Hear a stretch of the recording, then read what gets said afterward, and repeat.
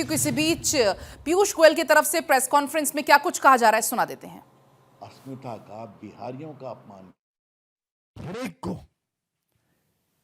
एक बहुत बड़ा तोहफा 22 सितंबर नवरात्रि के पहले दिन मिलने जा रहा है।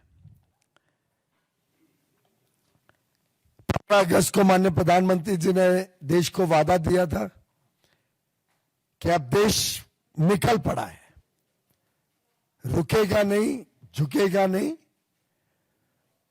बड़े परिणाम करने वाले, बड़े परिणाम देने वाले अब कदम भारत में उठाने की क्षमता है। ये क्षमता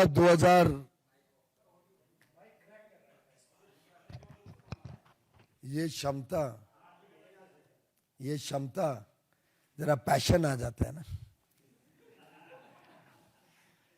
ये क्षमता देश में 2014 में नहीं थी। जब हमारी सरकार आई उस समय की अर्थव्यवस्था हम सब जानते हैं कितनी कमजोर थी।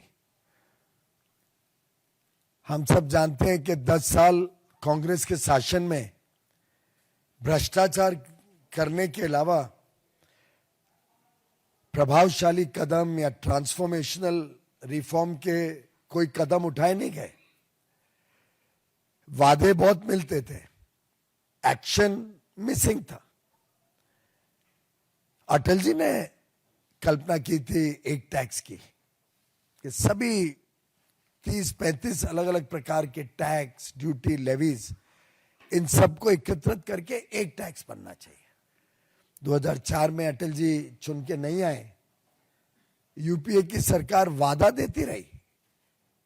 कांग्रेस के वित्त मंत्री बार बार कहते रहे कि हम एक टैक्स लाएंगे देश में, लेकिन कोई राज्य सरकार उन पे विश्वास ही नहीं करती थी। कोई राज्य सरकार को ये कॉन्फिडेंस नहीं था कि ये बदलाव करने से अगर घाटा हो जाए या रेवेन्यू कम हो जाए तो केंद्र सरकार उनकी मदद करेगी।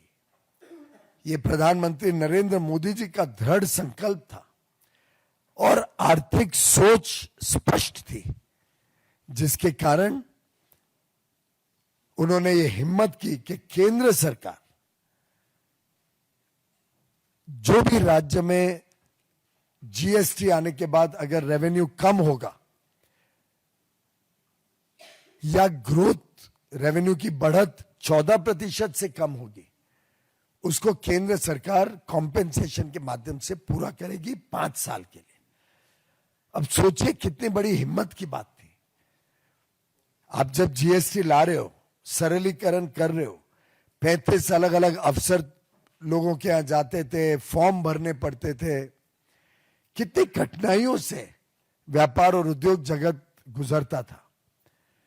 ऑक्ट्रॉय भरो, किधर एंट्री टैक्स भरो, सेल्स टैक्स अलग है, सेंट्रल सेल्स टैक्स अलग है, एक्साइज ड्यूटी अलग है, अन्य अन्य सेस अलग अलग स्टेट्स लगाते थे। उस समय की केंद्र सरकार के भी टैक्सेस, ड्यूटीज और सेसेस होती थी। उन सबको संकलित करके एक प्रकार से बड़ी राहत दी उद्योग जगत को, व्यापार जगत को और उपभोक्ताओं को भी। जो सभी टैक्स मिला के जो बोझ पड़ता था उन्हें दिखता नहीं था, क्योंकि वो अलग अलग लेवल पे था, उसका कैस्केडिंग इफेक्ट था। मल्टीपल लेवल्स पे टैक्स, यानी टैक्स के ऊपर टैक्स लगता था। एक्साइज पहले लगती थी तो सेल्स टैक्स एक्साइज के ऊपर लगती थी। ऑक्ट्रॉय, सेल्स टैक्स, एक्साइज दोनों के ऊपर लगती थी। अगर बीच में सेंट्रल सेल्स टैक्स 4% अलग लगा तो उसके ऊपर भी ऑक्ट्रॉय लगती थी, उसके ऊपर भी सेल्स टैक्स लगता। तो ये सब कठिनाइयां, आपको याद होगा कुछ वरिष्ठ पत्रकारों को सी फॉर्म का कितना मुसीबत होती थी व्यापारियों के लिए। इन सब को समाप्त करके प्रधानमंत्री मोदी जी ने एक जीएसटी लागू किया, उपभोक्ताओं का बोझ कम किया, सरलीकरण किया। 2017 पहली जुलाई से 5 साल तक राज्य सरकारों को कमिट किया, विश्वास दिलाया कि 14% वार्षिक हर वर्ष बढ़त भी मैं कमिट करता हूं कि अगर आज 17 में आपका 100 रुपए इकट्ठे होते हैं तो अगले साल 114 कमिट करता हूं। उसके अगले साल सिर्फ 14 नहीं, 114 पे 14%, यानी लगभग 16 हो गए, 130। उसके अगले साल 14%, 130 रुपए पे।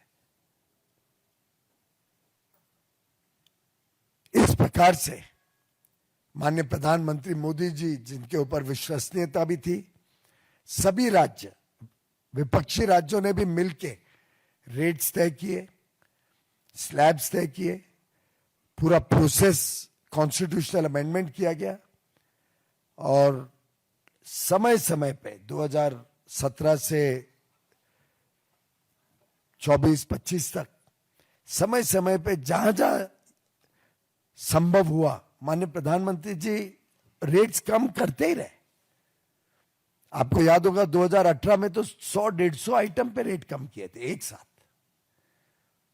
और ये एक सिलसिला लगातार देश के उपभोक्ताओं को लाभ मिले, ये चलाया माननीय प्रधानमंत्री मोदी जी के नेतृत्व में। अनाप शनाप आरोप, झूठे आरोप, गलत फहमियां पैदा करने की कोशिश की विपक्ष ने, पर आप कोई व्यक्ति से बात कर लो, जो बोझ 2014 के पहले था, कांग्रेस के केंद्र और राज्य में जब सरकारें होती थी, उससे कितना कम बोझ पेपर वर्क का या टैक्स का 17 के जीएसटी आने के बाद लगातार घटता हुआ बोझ देखने को मिला, और जिसके कारण देश की अर्थव्यवस्था को भी उछाल मिला। अब 5 वर्ष पूरे हो गए और कोविड के समय जब तो डिमांड कम थी, तब तो भारी कॉम्पेंसेशन सेस पे करना पड़ा, जो कलेक्ट हुआ था उससे भी ज्यादा। फिर भी मोदी जी की सरकार ने पूरे 5 साल कोविड का समय जोड़कर 14% बढ़त के साथ कॉम्पेंसेशन देने का काम किया। अब कॉम्पेंसेशन सेस जितना अभी तक दिया था वो लगभग कुछ ही महीनों में पूरा होने जा रहा था। तो माननीय प्रधानमंत्री मोदी जी की इच्छा थी कि अब हमें लाभ देना है, हमारे उपभोक्ताओं को बड़ा लाभ देना है और सरलीकरण करनी है। ईज ऑफ डूइंग बिजनेस के लिए हमारे व्यापार और उद्योग जगत को सरल टैक्स और सरल करना है, टैक्स को उपभोक्ताओं के ऊपर उनको लाभ देना है कि उनके ऊपर भी सस्ता सामान मिलने का लाभ पहुंचे और सस्ता हो जाए सामान। और मैं समझता हूं जो 3 दिन पहले 3 तारीख को ऐतिहासिक माननीय प्रधानमंत्री मोदी जी के मार्गदर्शन और नेतृत्व में जीएसटी काउंसिल के निर्णय हुए, ऐसा कोई वर्ग नहीं है। 140 करोड़ देशवासियों को लाभ पहुंचाने का काम प्रधानमंत्री नरेंद्र मोदी जी ने किया।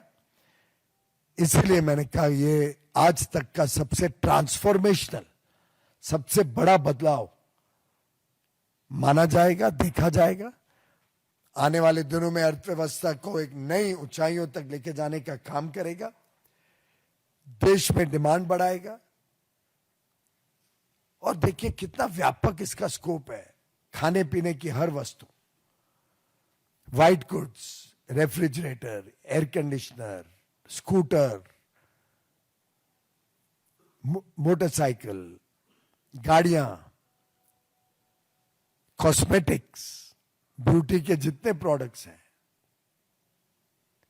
कपड़े, जूते, घड़ियां, चश्मे, आप सुबह से रात तक अपनी दिनचर्या में देख लीजिए आपको क्या क्या चीजें लगती हैं